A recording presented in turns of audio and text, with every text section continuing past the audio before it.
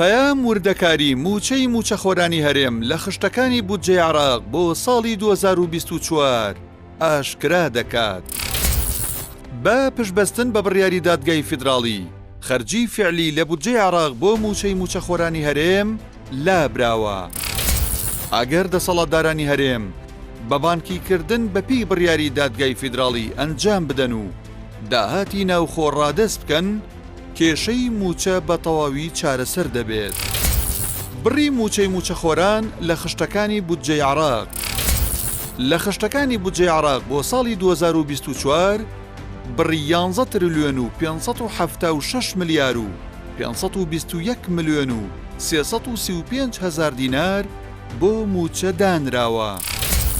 لەو بڕا بۆ 658,189 فەرمانبەر بڕی 9 تریلیۆن و 556 ملیار و 384 ملیۆن دینار تەرخان کراوە. هەروەها بۆ موچەی خانەنشینان و خاوەن پێداویستی تایبەت و کەسوکاری شەهیدان و ئەنفالکراوان و زیندانیانی سیاسی و بەرکەوتوانی چەکی کیمیایی بڕی 2 تریلیۆن و 20 ملیار و 173 ملیۆن و 330 هەزار دینار دابین کراوە.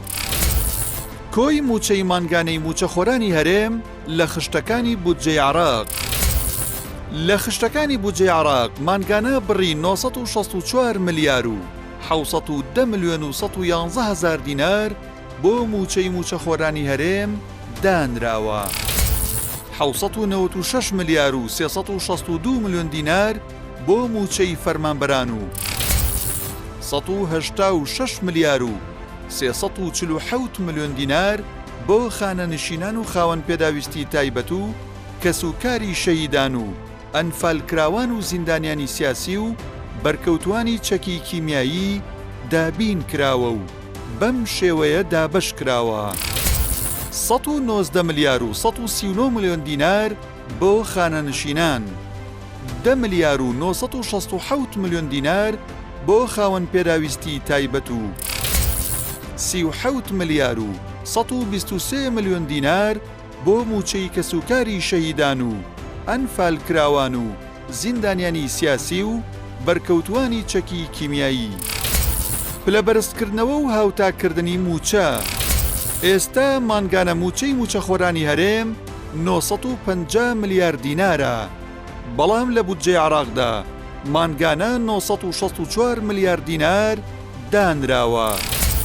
لە حاڵەتی دەستپێکردنەوەی پلەبەرزکردنەوە و هاوتاکردنی موچەی موچەخۆران، خەرجی لیستی موچە بۆ سەروی 1 تریلیۆن و 50 ملیار دینار بەرز دەبێتەوە.